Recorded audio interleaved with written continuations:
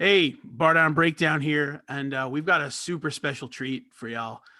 We have got Eric, we have got Theo. I'm not going to tell you what Theo's last name is. You're going to have to kind of figure that out yourself. You probably don't know who he is. He's some scrub, but we're super stoked to have you guys on. These guys are doing. We're all a little crazy, in part with the same here, the global mental health movement. And it's a great platform. We're really excited to talk to you guys about it, the work you've done with the community, and how we're trying to eliminate the stigma, in using the word sick to, to classify people who are all, struggling, whether it's physically, mentally. So we're really excited that you guys have taken the time to chat with us a little bit. So first and foremost, before we start plugging away and doing some stories, how are you, gentlemen? What's going on? Good, man. This is my fourth podcast today, so I'm well oiled and full of all kinds of stories. So perfect, man. I wish 4 podcasts would want me on in one day. Well, every Wednesday I do between, like, today's 5, right? Today's 5 because we're actually doing our first We're All a Little Crazy podcast tonight. So excited about that.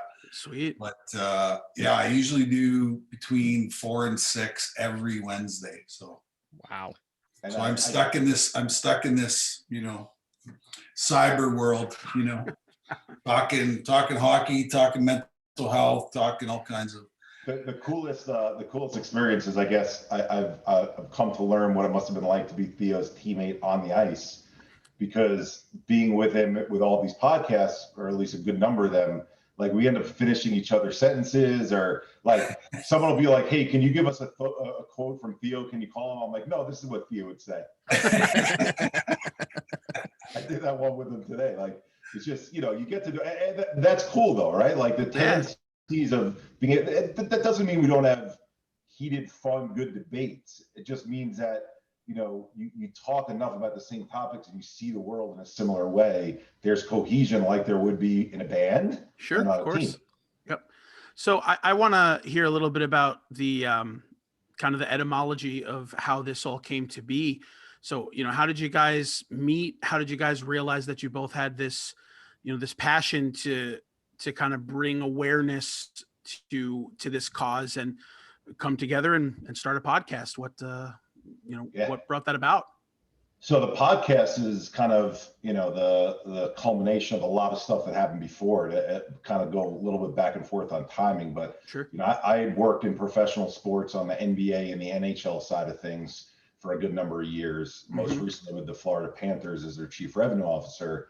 And my brain and my body hit a brick wall, just ceased to function 6 months into my tenure there. I mean, it was like a artificial intelligence performed robot to act like a human, that you just snip the wires out of the back and, eyes are rolling the back of its head.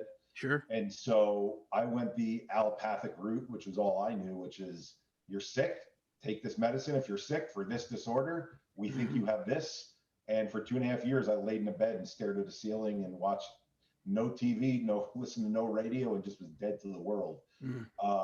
Tried a number of other different treatments, shock therapy, getting your brain shocked into seizure, inpatient, and none of those worked for me. And what I ultimately ended up healing through learning was that, actually, interestingly enough, the story ties a little bit to the Islanders. My older brother, I have an older and a younger brother. From the time I was 8 years old, for the next 15 years, he breaks his femur bone in a sporting accident, as a body cast for a year at home school. Gets diagnosed with ALL, children's form of leukemia. So 5 years of chemo radiation, goes into remission. This is where the Islander piece comes in. He's in a Jeep Wrangler with his friends. Kid only has a permit, on his way driving to an Islanders game. Right, a lot of us in Long Island do that. Right, when we finally get a car. Yeah. He flies out of the back of the Jeep on the Meadowbrook Parkway, lands on his head, cracks his head open, loses partial vision in his eye. Oh my God. ICU for a month. Heals from that, goes to college, gets a relapse of the same leukemia he had as a child, and have to give him a stronger chemo regimen, sends his body into septic shock. Septic shock sends him into a coma. He's in a coma for 3 months. We don't know if he's going to wake or if he's got any brain activity. finally, after 3 months, does wake, has his full cognitive faculties about him, but his kidneys fail from the rigor of the septic shock, needs to go on dialysis. We all get tested to see who's the closest match. My father donates a kidney to him. That all ends. I get my first job at the NBA, blank slate, start new, and 3 of my close friends that I grew up with pass away in the same year from heart conditions, 22 and 23 years old. So the reason I give that background, right? Like that's a lot of background to give on why the hell did you start this organization, is because I crashed at 35 working for the Panthers, but these things that happened to me happened between the ages of 8 and 23. So who the hell is making a connection? When I say who the hell, meaning a patient, right? Or an everyday person in society, you're not thinking that way. When you're sick, you're like, what just happened to me that got me this way? And nothing had happened bad. I worked for the Phoenix Suns and the New Jersey Devils. We went on a Stanley Cup playoff run, and now I'm in this new job. And what could be bad about that, right? So learning the cumulative nature of the life experiences and what builds up inside of us and then can take us down like the motherboard of my computer did. Sure. I end up learning how to heal, literally learning, I know that sounds weird, through discovering practices like breathing practices, yoga, meditation, mindfulness, right? And essentially normalizing my central nervous system in a way that was what was fucked up about me, excuse my language, right? Yeah. And okay.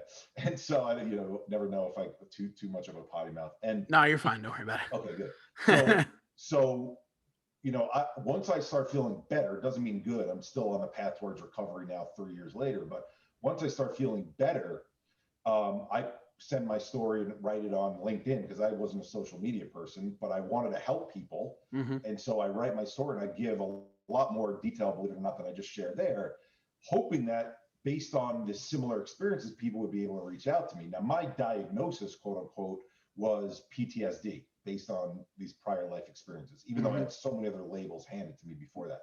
Yeah. But when I shared this story, it gets read 150,000 times in the first 3 days. Wow. And I have over 400 calls come in from as far as China. And these calls are all about lived experiences. Oh, wow. Even though my PTSD was on there, no one said, I have bipolar, I have depression, I have anxiety. Instead, they were like, I lost a child to SIDS, or I had a terrible divorce, 10 years ago. And what that made me realize was the common thread, we were talking about it earlier, right, guys, before we hopped on, is that we're all looking for our tribe that we're a part of. Yeah. There's a tribe that we are all a part of as humans. We just don't all know that we're all part of that tribe because we don't actually pay attention to it, which is every one of us deals with challenging life experiences. Sure. There's not a human being on this planet that doesn't, whether it's divorce, job loss, breakups, verbal abuse, sexual abuse, bullying, cyberbullying, loss of loved ones, major sickness of loved ones. And so if that's the case, I couldn't understand that why I was an athlete for all those years and my coaches told me to run stadium stairs and lift weights, but never told me to work on my brain, right? Like it doesn't make sense that we go through all these things. And by the way, my brain is affecting my performance on the field and on the court also. So why wouldn't they be telling me these things? And so I went to the largest nonprofit websites in our country. I'll spare you the names for this talk. And I'm looking, I'm saying, what is being missed about this message? Like why don't people know what mental health is? And I noticed that, look, this is nothing against these organizations in terms of how much they help people, because I think they're all well-intentioned, but they all have messages that are consistent messages across all the websites that, as a marketer in sports especially, where we're always talking about how do you rally people together, right? All for one goal, one team goal, right? That's trying to bring the fans and the players and the community together. The messages in mental health were the opposite, right? Tom, you were talking about it before, about the term sick. And I'm gonna hit you a little bit on that stigma term in a second, because I got a bone to pick with that term, not meaning you, just meaning generally. Sure, of course. What I noticed on these websites was they all start with the stat 1 in 5 people are mentally ill. So if you're telling us that 1 in 5 people are mentally ill and that's your mass marketing message, that means you're leaving 4 to 5 people out of the conversation. Yeah, of course. It's more than 4 to 5 because by their own admission, half of the 1 in 5s aren't even getting help and aren't paying attention to the topic. So that means 90% of our population has no interest in mental health because they think they're this thing called healthy, fine, normal, and okay. Like I did going through all those experiences with my brother. Push comes to shove, look what's happened. I get knocked on my ass, right? Yeah. Okay. Second challenge was, this is where I'm going to get into the stigma piece, Tom, is we can't deny that stigma exists. Of course. The problem is all of the websites they copied one another with what the campaigns were to try and normalize a conversation. Their campaigns are stop the stigma, break the stigma, erase the stigma, right?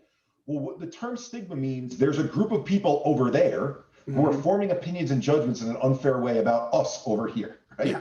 We don't have to look any further than what's gone on in politics and religion and in race in this country to say, no matter how valid your argument is, when you point fingers at the other side and you say, you're wrong, we're right, you need to stop doing to us what you're doing, does that bring people together ever, right? No. Or does conversation bring Yeah. people where you talk about your commonalities, right?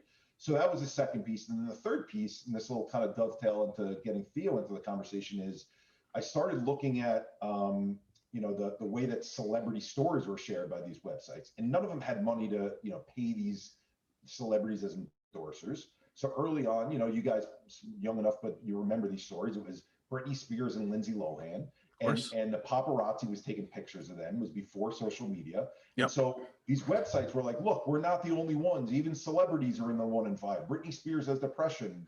Lindsay Lohan has anxiety. And what they would do is they would then link to the Us Weekly or People magazine article where it's like, Britney Spears has depression, shaves her head. Lindsay Lohan has anxiety, puts lipstick on her nose instead of her lips because she's a hot mess, right? Yeah. So you add those three things up, guys. You look on those websites, 1 in 5. Let's stop stigmatizing that group of 1 in 5.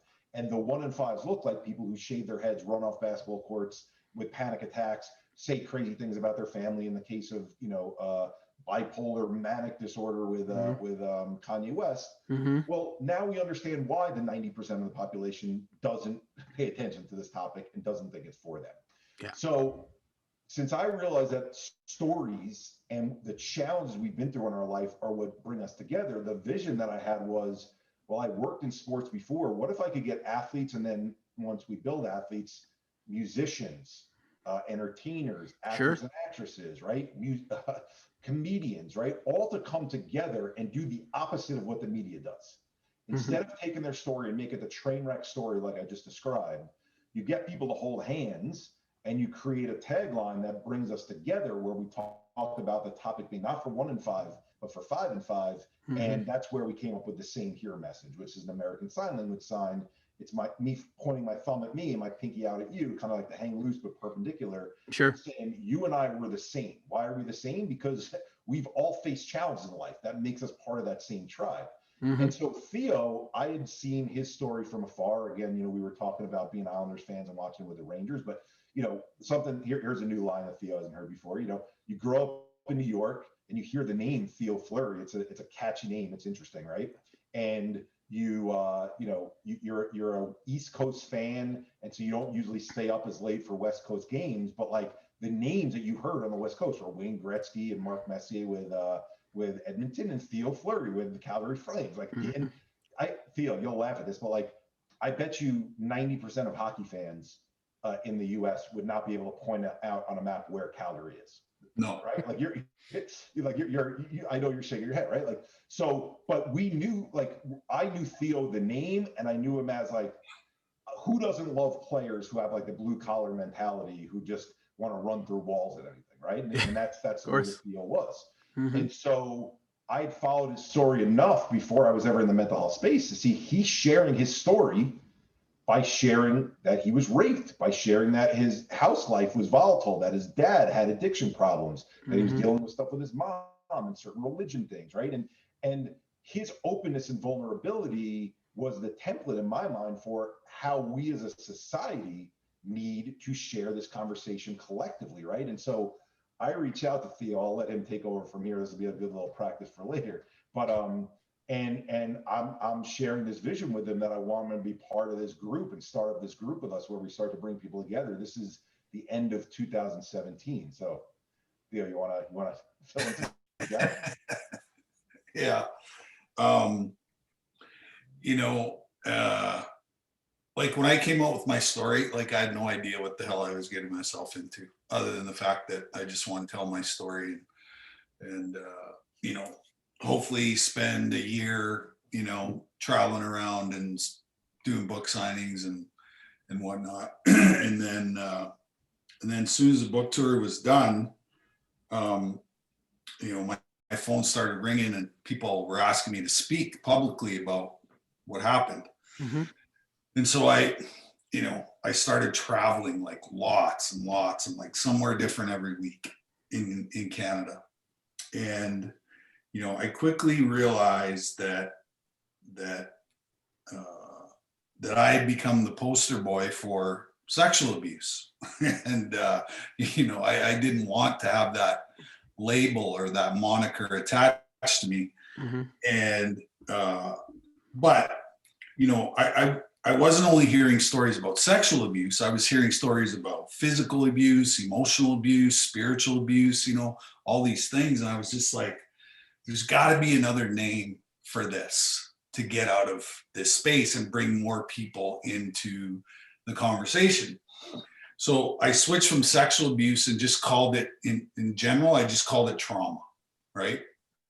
And then, the more I traveled and the more I started educating myself, the more I was in spaces where there was experts, I'd sort of Velcro myself to them for a few months and get them to teach me about trauma and the effects and how it affects the brain, how it affects the body, all these things. And so I sort of became like this expert in the field of trauma and realized that there was tons of awareness around mental illness. There was tons of awareness around the fact that a lot of people have mental illness use addiction as a coping mechanism to suppress, the emotional pain and scars that are left behind. But the thing we always leave out is the catalyst, and that's trauma, right? Because I don't know if you ever watched that show Intervention on TV. Sure. Mm-hmm. I watch that show and I'm waiting for the trauma, Mm-hmm. right? Because as soon as the trauma happens, then the person picks up, the Oxycontin, the heroin, the cocaine, the booze, Yep. all that. And then they go on this journey of self-destruction because there's no place to talk about their trauma. We haven't created a space for trauma. And basically what I did by, sharing my story with my parents and sharing my story about, being raped 150 times, like I got run over, like completely run over by people who saw me as this safe person where they knew if they came to me, there wasn't going to be any judgment. There was going to be lots of compassion, lots of empathy, lots of understanding. And, I didn't really have to give advice to these people. All I had to do was listen, right? All I had to do was listen. And, I think we do a really poor job of listening, and because we always think that we got to do something, action wise to get this person to, get out of whatever they're struggling with. But, just like you guys experienced with your podcast, like you found your tribe of people, you found a group of people who have the exact same interests as you guys do. And now you've created this movement and you've created this group where people know you guys are always going to be there, right? You've done 100 podcasts. They know every week that they have something forward to look forward to, talking music and hockey, right? Well, it's no different in the mental health space is, I collect people. And what we found is when that person has a great experience approaching our group, they never leave. Like they never leave. Like you basically have them for as long as it takes. And they end up saying, how do I get involved?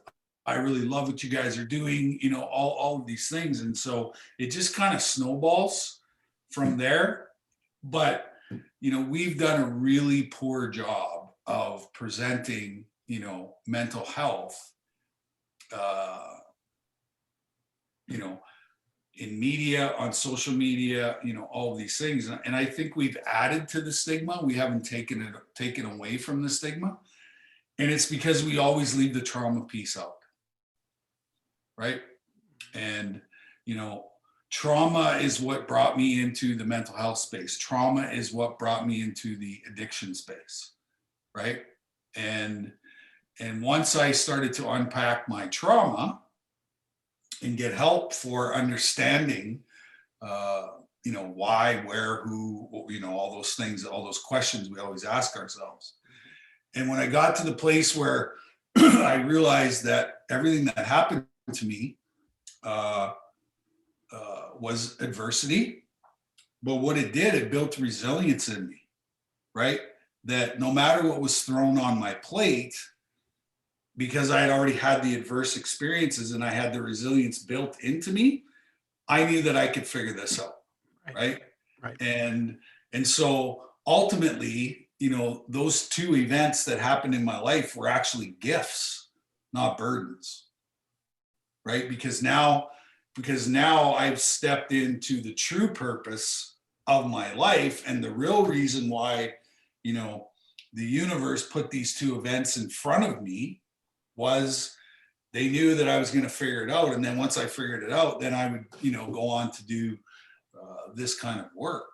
And, you know, it's the greatest work that I've ever done. You know, I would trade all my success as an NHL hockey player to do what I do today. I would give back my gold medal. I'd give back my Stanley Cup, all that stuff, because this is what matters. This is what's important. You know, hockey's just a game, but this is real life. Like, we have the highest suicide rates in the history of our planet. Yeah. And I think suicide is unnecessary. We don't need it to happen. No. We don't need it to happen because there's lots of ways that we can get to people before they get to that place where they're thinking about, you know, suicide. So, and you know, what Eric's done is he's built an amazing platform because he's a marketing genius. And, you know, the people that we've attracted, I'm telling you, are some of the greatest people you'll ever want to be around and ever want to be associated with, because we all lead with our heart. You know, we don't lead with our head anymore. You know, I think a lot of people who struggle with mental illness think that they can outthink it. You can't outthink it. You know, I tried. I'm a very smart, intelligent guy. I tried to outthink this and it kicked my ass. You know, I had a gun in my mouth 16 years ago, you know? So once you find your group of people, once you find that everybody's in sync and has the right, you know, the right chemistry and the right heart and the right mindset, you know, anything's possible, right? And, you know, I think we are headed for big, big things in the space. And we, you know, both Eric and I, from our first phone call, you know, we said we're going to change how we talk about mental health. We're going to change, and we're already accomplishing that. And so, you know, to now be able to have a podcast where we can even make our voices bigger and louder is, you know, a bonus. Absolutely. I'll piggyback off, you know, just to round it. Like, obviously hearing Theo talk that much, right, and sharing so much of his personal story is so impactful. You know, he's saying, you know, we collect people, and then the people we work with lead with their heart. So you know, when I reached out to Theo, which was a cold call, by the way, on a LinkedIn message, he shared with me exactly what he just shared with you, which is that I would give up my Stanley Cup ring and my Olympic gold medal just to change one person's life, and that this is the reason he was put here. And so we did an event shortly after that where we brought the early adopters who, you know, would want to get in on this space from a platform perspective, right? People like Amanda Beard, the swimmer, and Tyler Hamilton, who was Lance Armstrong's top teammate on the Tour de France when they had all the doping scandal, and John Starks, and a woman named Anita Knoll, who won a ton of medals as a 15-year-old in the Olympics, and guy Mark Sturbina, because we wanted there to be an international presence, who played for the Australian rugby national team. Wow. And then Darren Ravel will be our host, you know, with the podcast as well. And The first night we got into a room, all I did was I rented out like the conference room at the hotel where we were all staying at.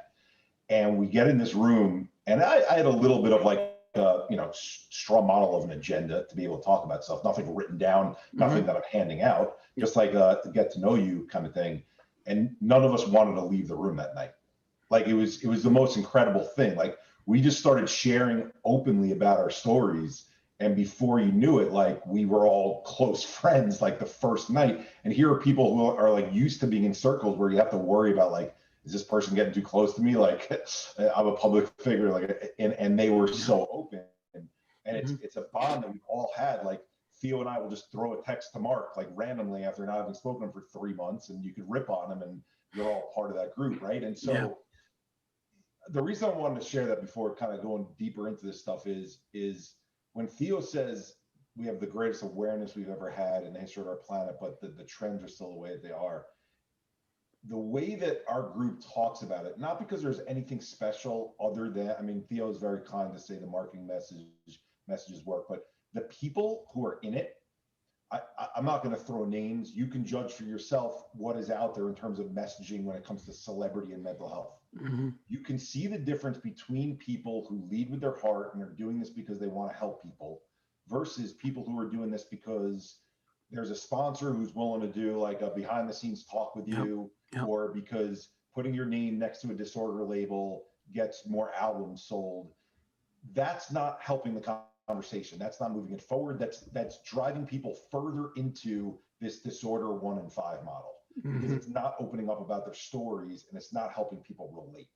So, the reason I want to start, you guys have a music podcast, right? Music and sports, but so many musicians, and it's like these silos of, well, there's mental health in music, there's mental health in sports. No, there's mental health in society. Everywhere. And there's microcosms of what we experience across channels with all these things. We are never going to get over that thing, Tom, that we call stigma by staying in these silos and being like, how do musicians help each other? How do athletes help each other? It's nice that that started, but look, we've been doing that with servicemen and women for how many years, where it's like, let's protect them. And then they have to sit at the bagel place by themselves wearing the VFW hat because people are afraid to go up to them and they don't think their experiences relate to other people's, and we don't cross pollinate, And so this idea of same here and 5 and 5 it's all of us. If we talk about our stuff, there's going to be enough commonality in the stuff and the things that we felt from the stuff that will be able to come together. Yeah, and I think as far as musicians are concerned, and as far as the bands, and especially for us in the alternative space that we have such a close knit community with, I think a lot of it comes down to the idea of catharsis, and it with musicians, a lot of people feel like if you have stuff, and in quotation stuff, right, as a musician, as an artist, you can kind of pour that stuff out onto paper, and all of a sudden it's that clear catharsis where it's out of your heart and now it's into the airwaves. But that's really never the case. We have an expanse of musicians and bands that we've talked to, all of which, if you listen to their music, you can hear the palpable pain in it, and you can understand that it's a method of trying to deal with it, to not keep it compartmentalized, to deal with it, not only to deal with it, but to share it with people who may be experiencing the same things. But, I think a lot of people are of the thought that once you spill that, it's like, okay, well, it's clean conscience and now I'm ready to go, but it's not. And then I love that you're pointing this out. Keep going. Oh, well, let me add this in, Tom. Please, and maybe I'll build on yours. So take music out of it for a second. Yeah. When I first shared my story, and I tell you all those people were reaching out, there were groups that were reaching out, like private Facebook groups. There was a group called, and I don't mind saying their name because they're open with it, even though it's a closed group, you can apply for it. Yeah. The name of the group is called Loss of Thought Process, right? You can imagine how fucked up you have to feel if you're in a group called Loss of Thought Process. Yeah, for sure. And they were like, they read my story and they saw that my brain had just gone away for 2.5 years, and then I got it back. So they want to know, how the hell did you do that? Now, I get on we were talking funny about, you were talking about Skype. We did a Skype call because these people from all over the world Yeah. calling in. There were like 80 people on this first call. And I'm talking and I'm hearing their stories. I'm like, okay, well, let's talk about how we start to feel better. Let's talk about what they didn't want to do it. They were in a place to vent. And Tom, what you're nailing right now is like, I love that you're talking about this in the context of music. Is there is something therapeutic about sharing what you've been through. But if you don't have a moderator after the fact who finds a way through the similarities of what your common challenges are to say, what are we now doing about it? What exercises are we doing? And when I say exercise, I don't mean running on the treadmill, right? Of course, yeah.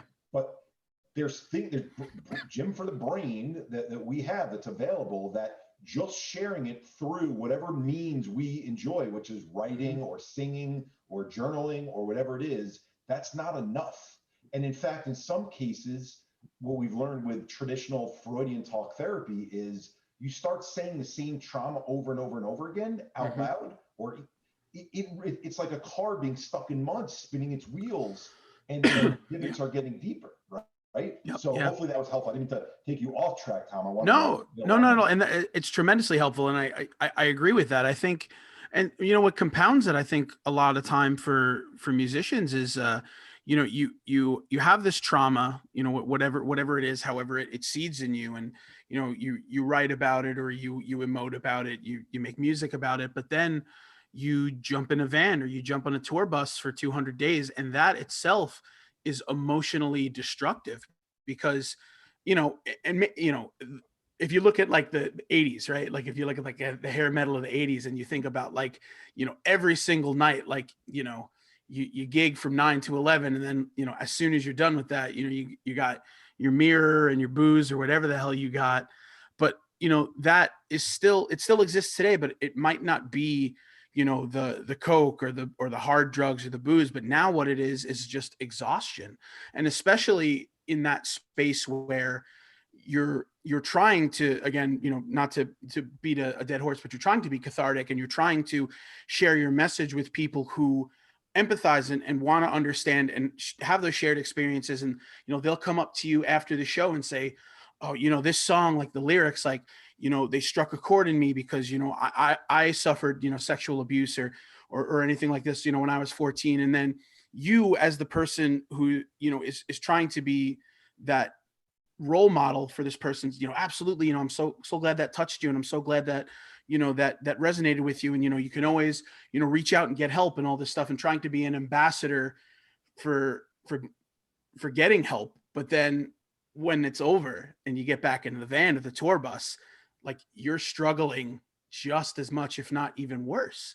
So there's something that's so scary about that. And I think it's something that a lot of people don't understand, that putting the flashlight on is so important, just to understand that, you know, these people that you idolize, that you look up to, you know, like, they're not only are they struggling, but sometimes they're struggling even more, because their struggle is not only with their own intrinsic things, it's now they're struggling with, you know, now 100 people are reaching out to me with their stories, and now I feel like I've got the weight of 101. You got Theo on the edge of his seat from the conversation. And by the way, the segue to Theo in this is, look at how we were just talking about how we can't talk about this in silos. Here you are talking about the experience of what a performer is going through.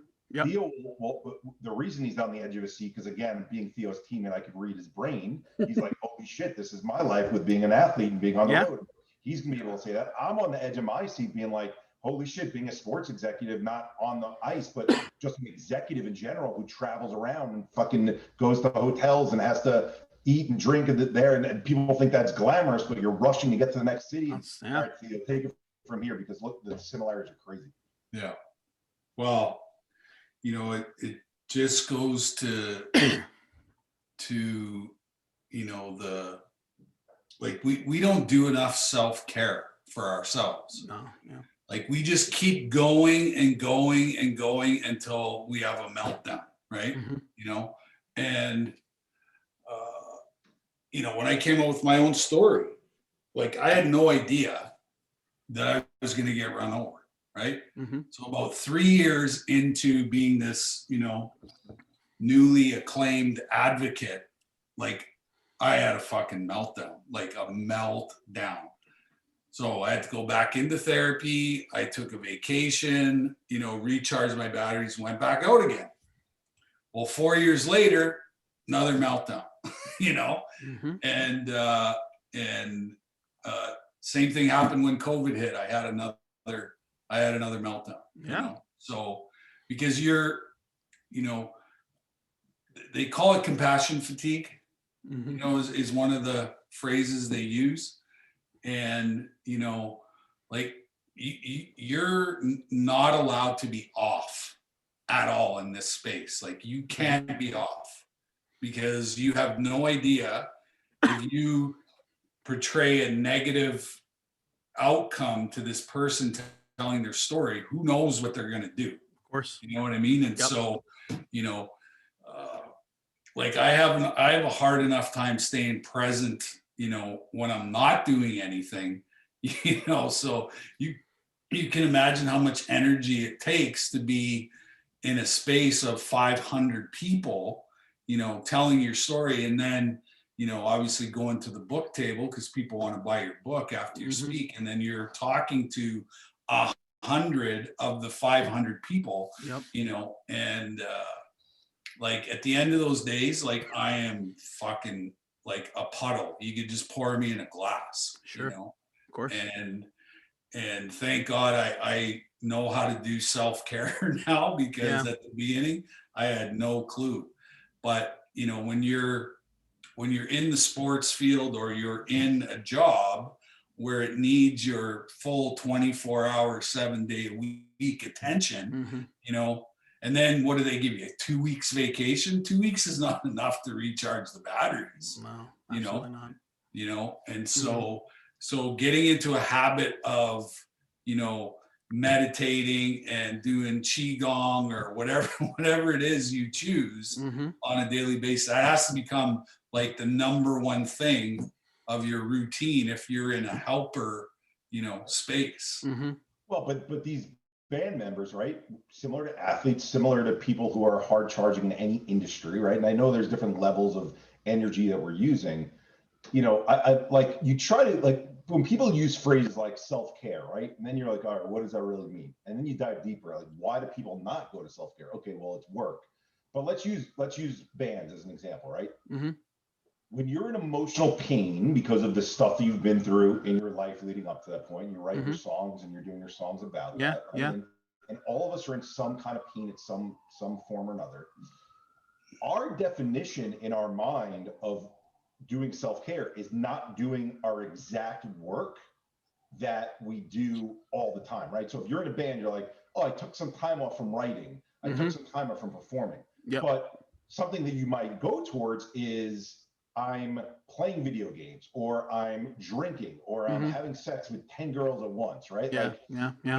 and because the dopamine hit that you get of enjoyment that takes you away from the pain that has built up over time Mm-hmm. feels like it's therapeutic and helpful to you. Yep. The problem is, and that's why I go back to like what self-care actually is, like back to like how we just have the wrong phrases in this space. Like the fact that there has to be a campaign that says self-care isn't selfish means that the term self-care isn't the right term for this. Exactly. Yeah. That's why we call it gym for the brain. It's like you got to work out your brain. Mhm. And guess what? If you don't work out your brain gets fatigued and weak, and Mhm. you're susceptible to cognitive performances that are bad and emotional performances that are bad. Just like if you don't go to the gym for your body. I know Mike was giving you props, Tom, for getting in your wedding body. It sounded like. So if we don't do those things, why wouldn't we expect the system of our brain, just like the system of our body, fall Yeah. apart when we don't do these things? And I think the reason is because as human beings, when we watch the Netflix, when we go on the video game, when we have sex nonstop, when we drink constantly, it feels good in that moment. So we think we're escaping the thing that is hurting us. Yeah. But there's actual work that we have to do to actually get the stuff that's hurting us out of our system. Yeah, and I think part of the problem is we're so damn hard on ourselves. And like I watch the minimalist documentaries and like how you know, sometimes it's just best to like strip your life of these unnecessary things. And, you know, I think that's part of dealing with mental illness as well. And is just like getting rid of these unnecessary things in your life. And I wanted to build a tiny house. I'm saving up to go and get a van. Like Steve-O's doing that right now from Jackass. Like that's his way of dealing with shit, is like getting rid of everything. And sometimes that's just the beauty of it, is just like letting go. The visual in this space, you know, and Theo probably has like a really good story about this because he always does, but like the visual in this space, Michael, what you're describing is we're all walking around carrying an invisible backpack, right? So the invisible backpack is our stuff. So like stuff, yes, emotional stuff, but like we don't even realize, like I'm looking at my couch right now. There's emotional baggage in that couch. Why? Because there's a story related to something that's happened on that couch that when I see it, my subconscious brings it back up, right? And so being able to remove those things from our lives that don't serve us, or that can take some of the weight out of that bag, so we're walking around lighter. And now maybe even more important than walking around lighter, there's more space in that bag, because guess what? Life continues to happen, which means more stuff is going to be going in the bag. So if you don't have more room for stuff to go in the bag, you're going to end up like I did in that bed. You're going to end up like Theo did with the gun in his mouth. Sorry, Theo, I didn't mean to cut you off there. No, it's, you know, like, I don't know if you guys are aware, but I'm a musician. I'm a singer and a songwriter. And, you know, that whole process of doing that album, like I just fucking threw up on the fucking paper, you know, and every song that's in that album is my story. You know, it's my story. Every song is a part of that story. And, you know, the very first time I heard Johnny Cash sing that song Hurt, like I was just like, holy fuck, like this guy's singing directly to me, at me. I'm feeling every word, every note, you know. It was unbelievable. And that's a punk rock band that wrote that song, you know? And I had no idea even who this punk band was, because I only listened to country, you know? So yeah, it was really cool to see. And I obviously followed Johnny Cash my whole life because that's what I grew up listening to. Sure. And yeah, so it was like, wow, what a song! Like what every word, every like it just hit. You know? Yeah, and that's great. And that's the great thing about music, right? Yeah, that's what I was just gonna say. Really, is that's true? Yeah. Is music? You hear a song, you remember exactly where you were. Yeah, takes you if back. you connected with the song, you know exactly where you were the very first time you ever heard that song. Absolutely. Right? Oh yeah. And you know, Eric and I've been talking to a lot of these music therapy companies. Sure. As well, where different kinds of binaural beats and whatever can help sort of rejig your your nervous system and all that. So music is a big part of being human, and absolutely, it is incredibly cathartic. I know when I'm starting to fry the bacon in my head, when I get into anxiety, I throw my headphones on and just put my playlist on of all the songs that I love listening to, and almost immediately, it kind of snaps me out of, where I'm at. Right? There's also right, yeah. As someone who my mom's a singer, and I have a decent enough voice that I can hum along in a tune, but I wouldn't be the lead in a band. But I bring that up in a facetious way because one of the healing modalities that I learned that to me is my favorite of all the modalities I use is called Kirtan Kriya, which is a singing meditation, right?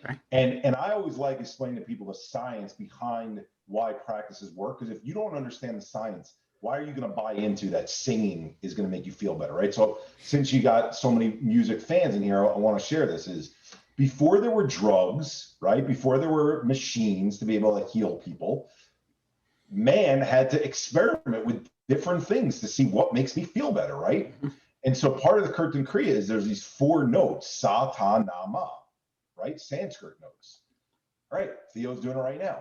So when I sing sa, ta, na, ma, right, and I'm touching my thumb to my first finger, second finger, third finger, fourth finger on both hands.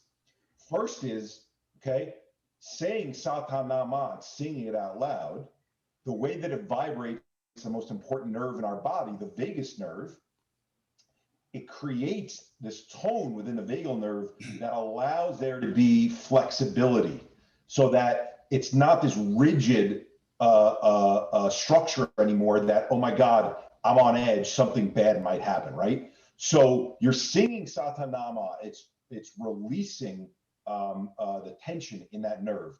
You sing it, you whisper it, then you say it to yourself, then you whisper it, then you sing it again. It's an 11-minute practice. And you're doing both hands at the same time. So now your right and left hemisphere of your brain, here's the next science of it, is both working in synchronicity with one another, right? Things we take for granted, right? If I go and I'm shooting lefty layups in basketball all the time, that's not balanced. Shooting righty and lefty at the same time, my brain is getting exercise from both hemispheres, right? Yep. And so just to meet, like, I think it's good for musicians to hear this, right? Like that there's things that you can do that you already love doing. And I'll give you guys a link if you want to share. We actually have a guy that Theo loves. We became friendly with a recording artist named Luke James Schaefer. He sang a song called "We're All a Little Crazy," and that's how we got to know him.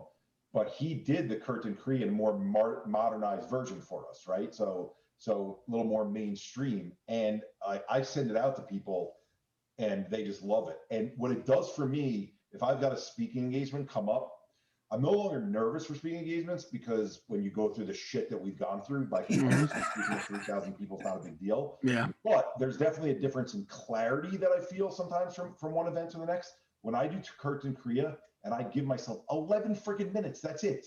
Before going on a stage, I do it in my hotel room. I feel so much better.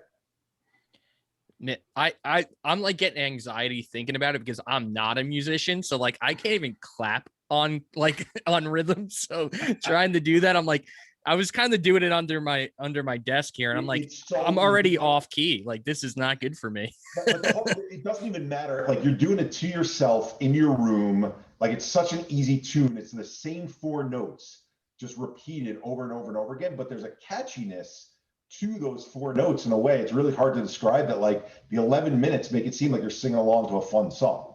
But you're setting an intention as well at the same time. And I think that's even more important than the exercise, is that you're actually doing something for yourself, you know, that, and, you know, a byproduct of experiencing trauma is, guess what? I'm not good enough. Yeah. Which I would say 99.9% of the people that I work with all have that. I'm not good enough. Right. So there's that piece, right? You know, there's that. So, you know, thoughts become things, right? And so while you're setting the intention, well, that's already gone. Like that's out in the universe. Right. And when it comes back, it's going to come back in a different state, and it's going to help you, right? Because the lesson is going to come in front of you, where you go, you know what? I'm doing something for myself. I'm taking care of myself, which I never did, right? I never took care of myself. Fucking win or lose, we're in the booze. We win, celebrate. If we lose, fucking drink our sorrows, right? And you get caught in that fucking, you know, that I call it a trauma loop, where you just, you know, you're the hamster on the wheel and you just can't stop, you know, until you crash and burn. Well, we want to try and do something so that we don't crash and burn, right? So, you know, the simple act of setting an intention where I'm going to take care of myself, you know, and one of the greatest statements you can say to yourself is, I am worthy. I am lovable. I am, right? Those are the 2 most powerful words you can say to each other, because the brain is Velcro for negativity. That's the way we're wired. Mm-hmm. Part of our survival is negativity. And they say it takes 5,000 positive thoughts to undo one negative thought. So think about that and the space that we live in all the time, right? Sure. And if you're hanging around people who are negative and fucking self-centered and narcissistic and all that, like, you know, Mm-hmm. So it's going to affect you, yeah. you know, exponentially. So one last thing that I want to talk with you guys about, just to get your insight on it, as it specifically pertains to hockey, you know, the hockey sphere and the NHL. You know, we've been talking about it with a lot of guests, and it's kind of been pervading the news, but you know, really talking about the issues surrounding inclusivity in hockey. And you know, a lot of that's present right now is in terms of inclusivity of other races and creeds and things like that. But I think there's also an issue, probably with all major sports, but in hockey as well, with the inclusivity of the understanding that, you know, it's okay to, you know, have instability in this way, right? You know, so, you know, Theo, when you shared your story, I mean, you know, it's like, I feel like the NHL and has for a long time been just like a kind of like a good old boys contingent. And it's always like, you know, you take a puck in the mouth, you spit your teeth out, and you just keep going on. And I think that there's something about that that's really troubling, because it, you know, you hold on to it, and kind of like what I was talking about with what goes on with musicians that are touring is, you know, you have these experiences and then you hold on to them just to get to the next city, right? So I feel like you know, I feel like athletes are a lot that same way, but they have an extra layer to it where, you know, you have to be portrayed as like Mr. Macho, and that, you know, like you know, you twist your ankle and, you know, it doesn't really hurt, and you get back out on the ice, or, you know, you bust up your knee and you get back out there on the field. And I think there's just something about it where self-care physically has to also acute to self-care mentally. So specifically for you, Theo, because I'm sure you lived it, what do you think the NHL can do to try to, other than, you know, plaster billboards that say, like, you know, Bell, mental let's health is talk. important, you know, all that kind of stuff, where, you know, even if the intention is right, it may just be a billboard. Yeah. You know, what can professional athletes do, and how can they present this so that they can be healthy, Yeah. not just physically, but mentally healthy? Yeah. Well, we talk about this all the time, you know, and I would say 95% of the people that play in the NHL, they can all play. Or sorry, 5% of your ability is actually playing the game. Mm-hmm. Okay. And what sets guys like me who get 1,000 points in the NHL is that other 95%, which is all mental, Mm-hmm. right? Yep. There was nobody mentally tougher than I was on the rink, right? Mm-hmm. And, you know, when I was in Calgary, we had a sports psychologist who I became really, really good friends with, and I used him a lot during my career. And I can tell you some of the little exercises he gave me to use Mm-hmm. were like unbelievable. But, you know, we're a very reactive society. Mm-hmm. Okay. Yep. And we don't do enough to be proactive, right? And so I would like to see, you know, not only hockey, but every facet of life. I would love to see us be more proactive. And that's ultimately what Eric and I are trying to do, is we're trying to be proactive, right? So that nobody has to go through what we went through, you know, where I had a gun in my mouth and Eric was in a bed for 2.5 years. Like, Mm-hmm. you know, we want to be more proactive. And how do we do that? Well, it's the messaging that, listen, everybody has shit. Okay. Mm-hmm. and your shit is going to cause you to be anxious, to be depressed, to be, to have OCD tendencies. And if you're on the extreme end of trauma, you're going to have post-traumatic stress disorder or whatever it is. Mm-hmm. And what we haven't done is, and maybe Big Pharma is part of the reason why this is, because nobody explained to me PTSD until I had it.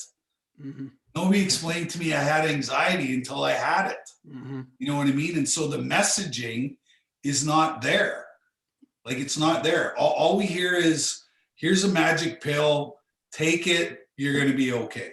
Yeah. You know what I mean? Mm-hmm. And what we've seen and what we've experienced, both of us, with Big Pharma, is that that's not the case. No. Yeah. That's not the case. The Big Pharma wants me, by the end of, by the time I leave this world, they want to have me on at least 10 to 15 scripts. Of course. Every month. Yeah. Right. And what Eric and I have found is that holistically, what Big Pharma is giving us, holistically, there's a version of that that they're giving us, Mm-hmm. right? Where there's no side effects, Mm-hmm. where it's not going to create sludge in my kidneys and my liver and my intestines, where that's where all of us have our problems, is because of our food has pesticides, all these things. And when you take a synthetic product, so a product that's been taken from nature and turned into something else, when we put it in our body doesn't know what it is, right? Mm-hmm. And when our body doesn't know what it is, what does it do? Well, it tries to push it through, but it gets stuck in those vital places that cause us, a lot of problems. Mm-hmm. And even our water that we drink is, water's like, if we don't have water, we're dead. Yeah. Right. So we're even putting, water that's supposed to be good for us. It's not. Nope. And so, Proactive is educating the masses of actually what is going on, like what's reality and what isn't reality, Of course. and those messages. And you know what? All 4 major sports have come knocking on our door because they see what we're doing and the messaging is different.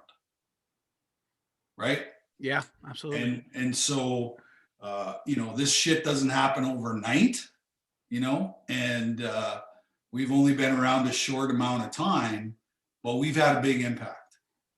And we will continue, to have that kind of impact where, education, and hopefully, we get a company that comes on board with us that thinks the same way that we are, that we can even push this out further to a bigger, wider audience. Music to all of our ears, right? Yeah. Speaking of music, and Absolutely. there's an example of it already going on, guys. What Theo's describing. Robin Lerner, on his own accord, reached out to us and wears the same here hashtag on his helmet every day. Now, why do I bring that up, right? It's not to try and say what Theo and I are doing with Same Here is the be all end all. I bring that up because let's go back to the first part of this conversation, Tom. Yep. If Theo Fleury on his back plate, so this would make it a little different than the sides of his helmet, had a message that was stop the stigma, right? Yeah. Mm-hmm. If the other players on the ice, not the fans, forget about the fans for a second. If the other players on the ice see Robin, and Robin, who's been vocal and open about his challenges, and he's saying stop the stigma, it's a shot across the bow to the guys in his own locker room. Yep. In saying, you guys don't accept me because I'm lumping you in with the rest of society here, and I'm telling you, you got to stop doing what you're doing. And a really, really deep but simple conversation that I had with a woman the other night. She goes, not only that, Eric, the term stop or stop means no more. Let's not talk about it anymore. It literally is one of the worst messages out there, but we continue to, and Tom, your example, I hope you don't think I'm picking on you. No. We go to that example because we've heard it the same way we've heard, committed suicide instead of died by suicide, and we have to correct ourselves, right? Like we've heard stop the stigma, and the stigma. So we just say it over and over again. Robin, his messages, and I have bipolar, stop stigmatizing me. His messages, same here. I'm just like every friggin' person out there, right? Mm-hmm. And we did an event, the first event we ever did with Robin, and I love telling the story. Theo's heard it a million times because I love telling it. Is a reporter in the front row? It was pretty soon after Robin was so open about his own story, and goes, "Hey, Robin, you've been pretty open about the challenges you faced. Like, do you think that you're one of very few in the NHL, first, who deals with things on this level, second, who will ever be open in this way?" And Robin's got this dry sense of humor because he's a Swedish guy who just one-liners and stuff. So he just answers the guy like he could deliver in this way where like it seems like he's being serious when he says it. He's like, "So the player on my team who taps his stick in the left corner of his locker 7 times exactly before he goes out on the ice, but the coach calls that his pregame routine. Yet he doesn't have OCD." Yeah, and right. The AHL player who gets called up, who had 30 goals in 15 games before we called him up, and then he comes 20 games with us and only scores 1 goal, and the coach just says, "Oh, he's just got jitters, or he just shit the bed." No, that's not really performance anxiety, right? Mm-hmm. Yep. And his point there is like, we are all dealing with this shit. So the message has to be same here, or the like, right? Of I'm dealing with it just like you guys are. Let's open up, guys. Let's share it. I'll continue to. Theo's got a saying: the first ones through the wall get bloodied. Robin's gotten bloodied by being one of the first ones through the wall, right? He didn't get the long-term contract until a year and a half into being open about it. And he had the numbers to get the long-term contract, and teams wouldn't offer it to him. But now he finally got it. So so we need, to your question, the first question, Tom, that in this sequence you asked, what do we need these leagues to do? We need them to adopt a message of inclusivity, of it being all of them. Because I'll tell you what the opposite right now is, and this might get me banned off airwaves for saying this because I worked for the NBA for so many years. God bless Kevin Love for being open about it. The way that message is being received in NBA circles is Kevin Love has anxiety, ran off the basketball court. Kevin Love is one of the 1 in 5 people. Oh, DeMar DeRozan joined him. He's got depression. Where is the message from all of the brotherhood in the NBA saying, yeah, I deal with that to my level. There's some guys who do it, right? They inch a little bit here and there, but the story is usually, oh, they're like in Kevin's group, right? Or they're following Kevin's lead. No disrespect to one guy being the champion of this. When one guy or one girl is the champion of this, that retards progress. That doesn't help progress. We need people to be at the same level with one another instead of one person being the world champion behind this, because without that, it doesn't get normalized. Absolutely. No, Very true. And so we've been going for it's funny, we said we were going to do 10-15 minutes and we've done an hour, but it's been a great hour, and all of the insight that you've shared with us, and all of these these great stories are just fantastic, and I can't wait to share these with our listeners. So just to wrap this up real quick, if you could tell us a little bit about where we can find We're All a Little Crazy, where we can reach out to the Same Here Global Mental Health Movement. How can we see all this? How can we get into it? What can we do? How can we get there? So I'm so appreciative that you asked the question in that way. So before going into the podcast, very, very quickly, our website is samehereglobal.org. So samehereglobal.org. I want people who are in your community to come and see the site, see Theo, all the way up to a guy like Zach Johnson, who's the lead guitarist in a band called The Ghost Inside. Oh, we had him on our podcast. We had him on our podcast. So Zach is part of our alliance, okay? And we do some fun shit with him where he's got this brand called 13 now, and 13 has Same Here on it. And so what am I reaching out? What am I saying that for? Our alliance is not about athletes. Our alliance is about people. So please, people in bands, people connected to bands, I'm telling you, I will answer your email that comes in, your message through the contact. however you want to get in touch. If you guys want to get in touch with Tom and Mike, and they'll get in touch with me because they have my email. We will Absolutely. do that. We need more people holding hands together and talking about this together. So that was the first thing to say. Second thing is for the podcast itself. So on all podcast networks, it's the conjunction we're instead of we are. We're all a little crazy.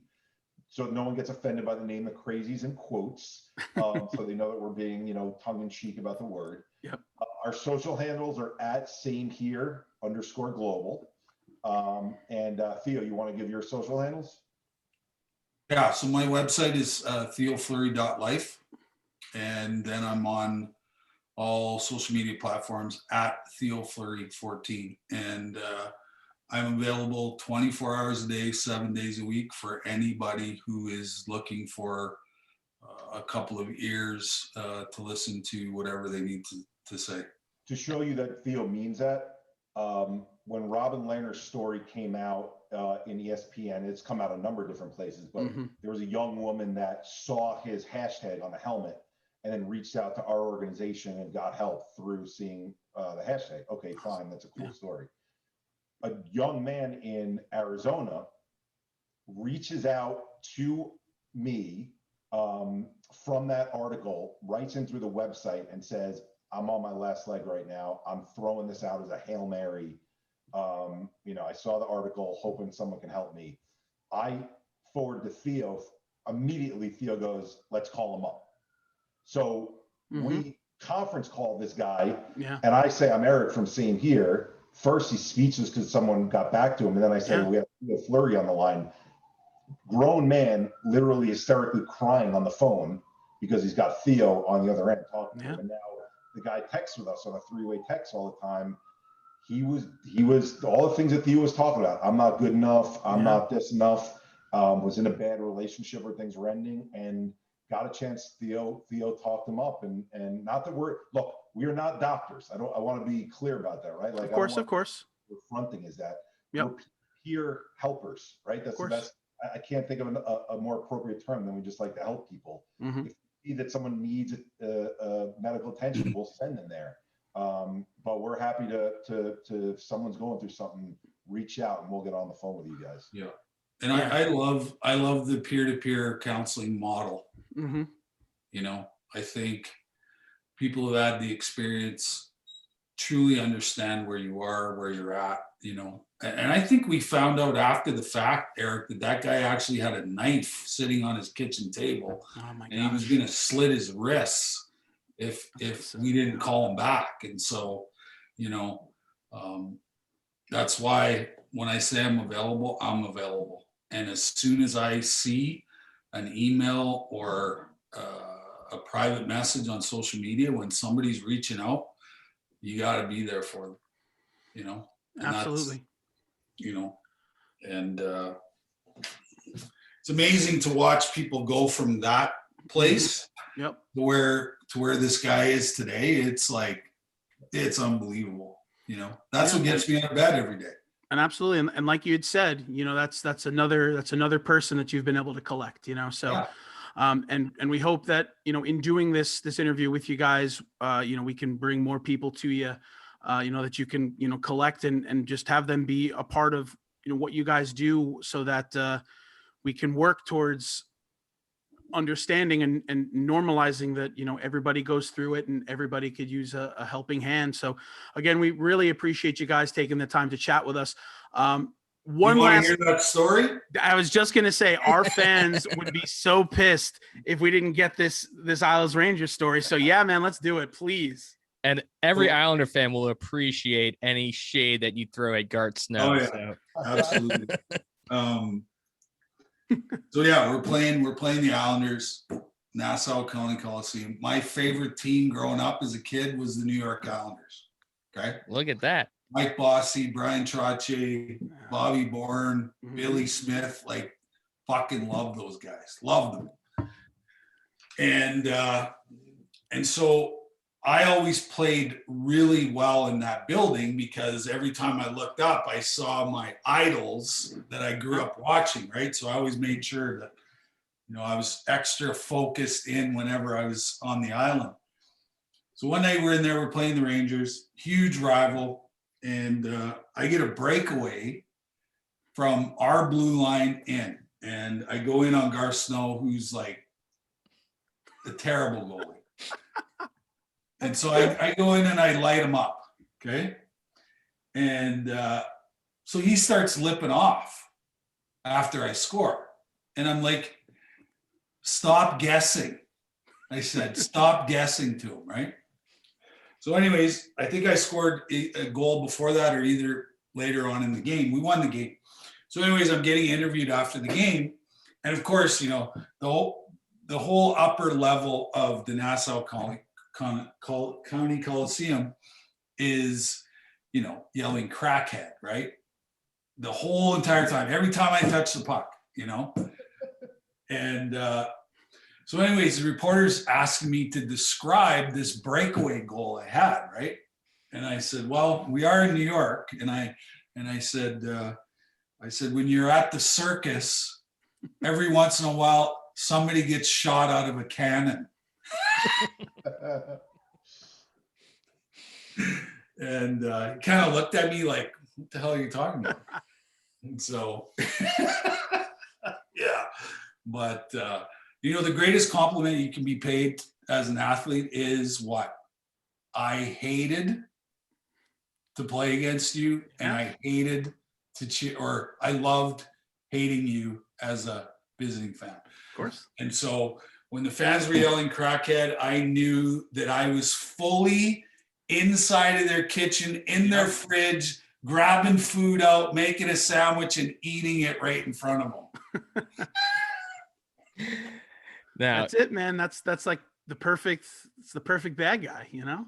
I just want to point out, it's super impressive that you were able to snipe on him, you know, on a breakaway, especially since Garth Snow's pads were like 4 times bigger than any other goalies. Well, that's what I basically said to him. You know, you need bigger equipment because I saw half the net and you're still wearing all this illegal equipment. He's Garth Snow, just the madman of our nightmares. But gosh, you guys have had some beauty GMs there, I'll tell you. Oh boy. It seems like things are finally a little bit normal though. Yeah, so. well, you got really good hockey people in there. You got Trotz as your coach. I worked at Barry Trotz's hockey school when I was 16 years old in Yorkton, Saskatchewan. Look that one up on a map. Wow. Yeah. Unbelievable. And now you got Lou. Yeah. You know. Yeah, so, we're very fortunate, you know, as Islander. That was a hell of a trade you guys just made. Yeah, it really was. We you know, we're fortunate. You know, I could speak for Mikey and I, just, you know, to give a little bit of that insight as Islander fans. We, you know, we're both in our mid-30s, so, you know, we didn't get to experience the dynasty years. All we've really experienced as Islander fans is just heartache after heartache. You know, we were young, but, you know, we saw, you know, Turgeon get taken out and, you know, all of our dreams get dashed. And, you know, we saw, you know, those couple of good teams in the 2000s just end up getting dismantled. So this seems to be our real shot at it. So I'm hoping that Jordan Eberle plays at the same golf course I play at. So I hope I don't see him until the end of June. I'm crossing my fingers for that, but boys, hopefully it goes a little bit later than that, right? I would imagine. Yeah, well, whatever it is, July, whatever, August. I hope I don't see him. I know. We haven't had we were on a podcast, Nassau Men, that's part of this network. I'll jump off after this, Tom, I promise. No, you're fine. But, you know, just thinking Islanders, because, you know, since we didn't get to talk Islanders much, you know, just think of the high versus the low, since we're talking about mental health. Of 93, we beat Washington after they take out our best player, right? With a guy, talk about the guy that we like to root against, Dale Hunter, Theo. Oh, yeah. Then we play Pittsburgh and we game 7, David friggin' Volek, who probably wouldn't make it in the ECHL, right? And the rumor goes, I don't know if this is true, that he broke his stick and someone handed him Turgeon's stick, and that was the stick that he scored on that breakaway with. I can't confirm that, but that's what was shared with us. Like some angels in the outfield type shit. Yeah, right. like just right place, right time. Okay. And then granted, we didn't have the best showing against Montreal, but it was around that time in New York sports where even getting somewhere like the Knicks did in 93, 94 Yep. for the finals was a huge friggin' deal to get the Eastern Conference Finals for the Islanders. Yeah, Right? it was. So you've got that high. You've got a team that roots against the Rangers with the passion of saying 1940, even in games when the Rangers aren't in the friggin' building. We're chanting 1940 every game, and the chicken dance if you know the Rangers suck, right? Yeah. And yet the next friggin' year, the Rangers win the cup. Yep. Like you can't ask for and then from that point with the whole Middlebury era, it's just been bad. So this is so deserving. And I don't want to jinx it by talking too positively about it, but it's a joy to watch people who know what they're doing and have the team going in the right direction. Yep, absolutely. And, we've talked about it a couple of times on our podcast before, but, I wanted to just touch upon it earlier when you were talking about, being younger and not being able to watch teams, out West. So, now that I have Theo Fleury in a little square here, I kind of just want to say that my introduction to Theo Fleury was playing NHL 95 on my Super Nintendo. So the whole idea is, you're a 7 or 8 year old. You can't stay up until 10 or 11 to watch the Islanders play Calgary or Vancouver. So my introduction to all of these guys on the West Coast was just with this controller in my hand. So Fleury, Correa, Solani, Luke Robitaille, Bure, all of these guys who were like huge in the Western Conference. I had no idea. Like I had never watched them skate a day in my life, but I knew that, I could see him in like 8-bit, just kind of like floating around on this ice. So that was my first introduction to Theo Fleury. So it's kind of cool that I get to tell you that. We were talking about that the other day because we did Montreal Canadiens podcast on the same network here. Okay. And have you ever seen that show Ice Pilots? I've on not. History Channel? No. So it's way up in the Yukon, and these guys have their own airplanes. Okay. And it's called Buffalo Airways. So I went up there to do a speaking tour, and sure enough, the kid of the dad that owns this Ice Pilots that has this show on History Channel, he is completely obsessed with NHL 94 when it came out. Okay. Yeah. Okay. So he did a documentary on NHL 94 and the cult following that NHL 94 still has. Oh, that's awesome. In the world. Like they're still playing tournaments on NHL Sega Genesis 94, right? And if you get a chance to watch the documentary, like watch it. It's so well done.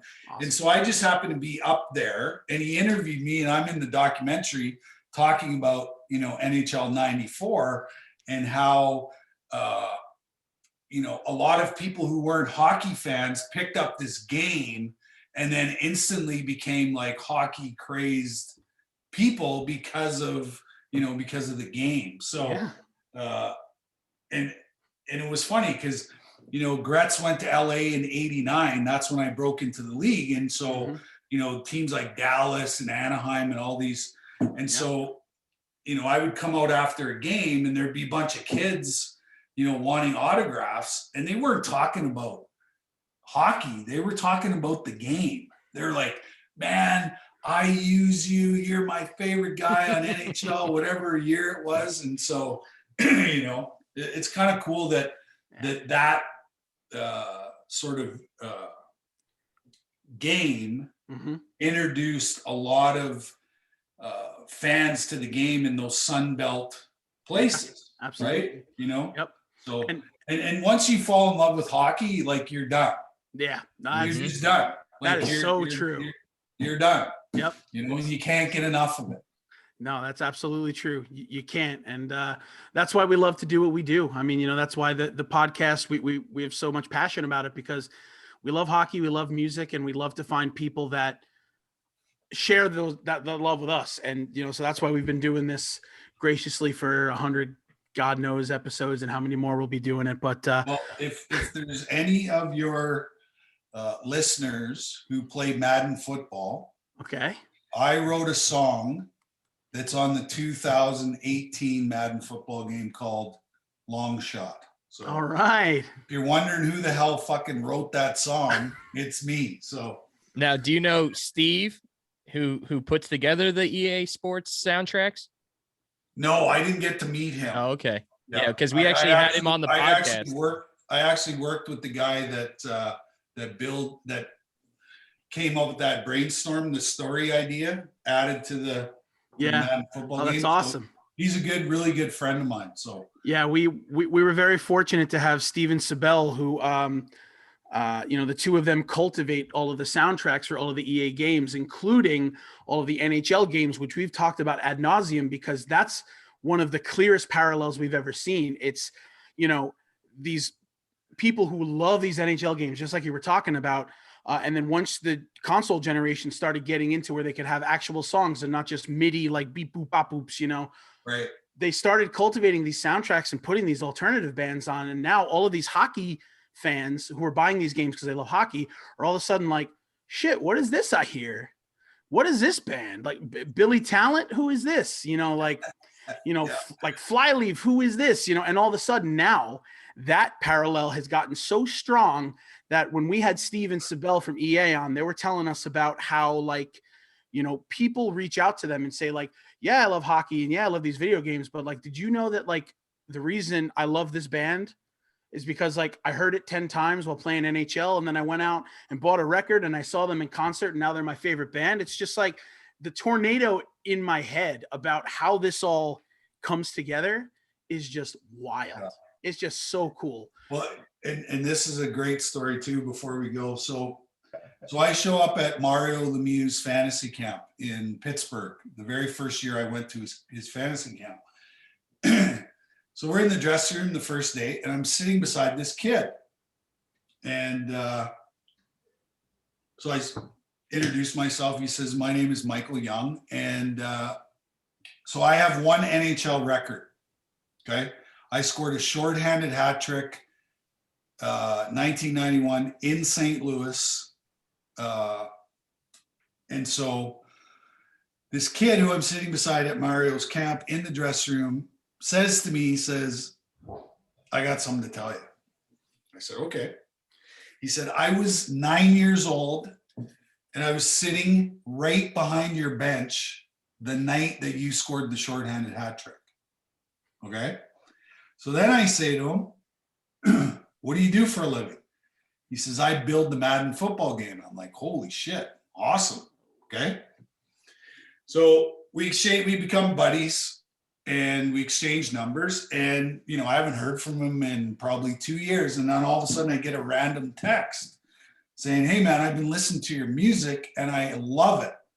He goes, would you be interested in writing a song for the Madden football game? And I'm like, yeah, And so he sends me all the parameters to write this song. And I go to Winnipeg, which is about a 2-hour flight from Calgary. And I go to see my writing partner and we bang this song out in 45 minutes. Okay. So we record the song, we do all that. So then this Michael Young guy who's building the Madden football game, I get another text from him saying, you know what, I really love your story, and would you give me permission to write the Hollywood version for a movie about your life and about your story? And I'm like, yeah, absolutely.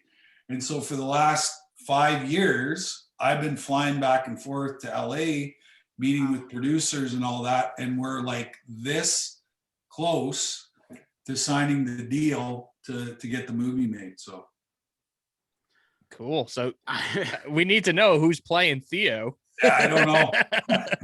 I don't know. That's not part of my my shtick. So, yeah. Well, I mean, listen, it's just, I'm sure we could talk with you guys for another 12 hours, and I mean, I wouldn't mind it, but it's just like, I don't know where we can go from here. I mean, that is just an incredible story. But Just to bring it all full circle, so we're all a little crazy. So the debut episode, by the time we cut and print this, will already have been out.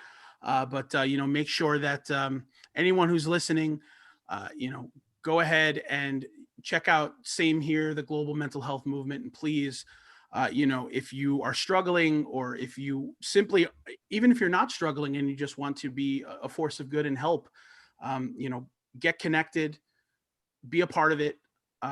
Just like we've had the opportunity to be a part of this little interview, and we will graciously be a part of it as well, because what you guys do is fantastic. So we love it. We love the opportunity we've gotten to get to chat with you. Any final words before we go ahead and take this out? Let's bury the 1994 thing. Yeah. Let's bring home a cup and then never have to hear about the blue. Oh, I'm gonna okay. 30 seconds. Yeah. Working for the Devils, Islander fan. I'm overseeing sales and service. I get to put out a social media campaign called No Blue in our fan base. And for an arena that's traditionally 50-50 when we play the Rangers, Yep. ends up being about 95% red if you take a look back at that. Oh, that's awesome. Era where it was all about secondary market and reselling tickets. Yep. Oh yeah. Had a groundswell of getting our fans to make sure that they hand to hand sold tickets to people to make sure that they were Devils fans. I love that. Ended up beating the Rangers in the Eastern Conference Finals and ending Hank's chance of ever winning a cup. So Absolutely. hopefully that will endear me to my friends in the Islander fan base if they look back at some of the tape there. Love that. That's good. I like that. No Blue. Love it. And I won't throw under the bus, but let's just say that there was a certain someone who worked for the Devils organization who now works for the Islanders organization who was not very happy that I put that message out into the social media world. Well, yeah, we can use our imagination to figure out who that is. Oh gosh, boys, thank you so much for taking the time to chat with us. We appreciate you. We love what you do. And we will be sure to check out the podcast and listen in, man. We can't wait. So you guys have a wonderful rest of your night. And thank you again for coming on here and chatting with us. We love all the stories and everything. So thank you so much. Y'all have a good night, okay? Thanks, fellas. See ya. Have a See good you in one. an hour, Eric. All right, buddy.